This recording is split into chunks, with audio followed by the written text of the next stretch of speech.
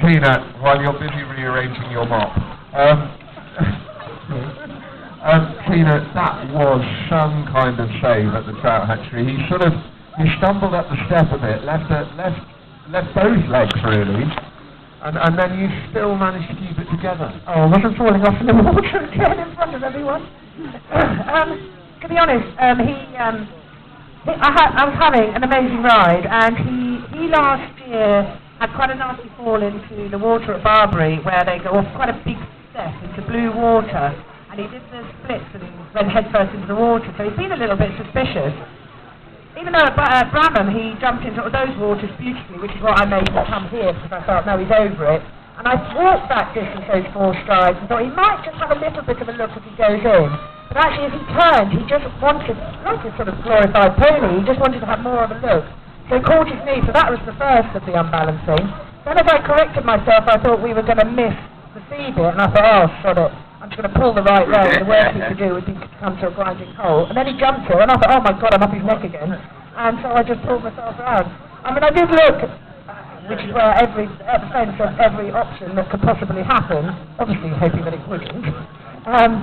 But no, on that occasion it went for me, and if the horse had stopped, I wouldn't have blamed him in the slightest. It was just one of those things. But your speed of thought, I was watching it as it happened, and I cannot get over how quickly you thought to pull left and then take the alternative at the last element. You know, I do constantly surprise people with my quickness of thinking.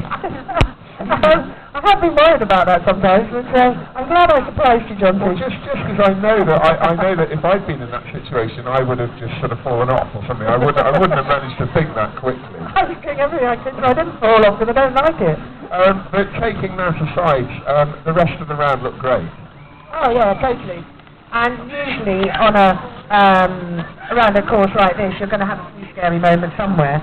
And to be honest, I know it was quite spectacular. It was my only run, I think, because the rest of the round, he was amazing. I mean, he was only a 10-year-old, and as I said, we bought him from, John Mum bought him from Doncaster Sales, Bloodstock Sales, as an unbroken 3-year-old, you know, might have gone racing, might have gone eventing, and I just sort of played around with him, and we ended up keeping him and aiming him in this direction. We weren't sure if he was going to make a racehorse.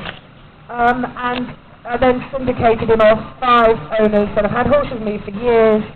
I've got a leg and a tail of him. And so, you know, we've got him here, we've got him to Burghley, he's just jumped clear around Burghley. I'm very proud of him. He's a really cool horse to ride because he's got the class, but he's got a little bit of pony about him, light, going through that water. But he has always been able to sort of find a 5th leg and get himself out of trouble, and those are the sort of horses that you love riding. And he's thoroughbred, obviously, and did he cope with galloping well? Yeah, he did. He's quite lazy, which is why we didn't think he would make much of a racehorse, because he would have needed to have 4 miles. Here's Mr. Foxpit going around, so sorry if I'm looking a bit distracted. And watch the maestro at work.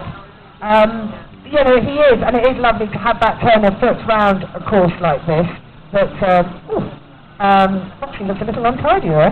We're not going to get a lot of sense out of it. No, sorry. Watch this now. To have that turn of foot, but he's not strong, and the rideability I have with him is what makes me being able to do reasonably quick times on him. Tina, I think we should kowtow to the inevitable and let you go and watch William. It's great that you've come to talk to us. I hope that tomorrow goes really well, and I'm sure that everybody was in awe of your save at the trout hatchery and delighted to see you come home dry. Thank you for my bottom disappearing to the trout hatchery, Steve. Ladies and gentlemen, give her a big round of applause. Thank you very much, Tina. Thank you.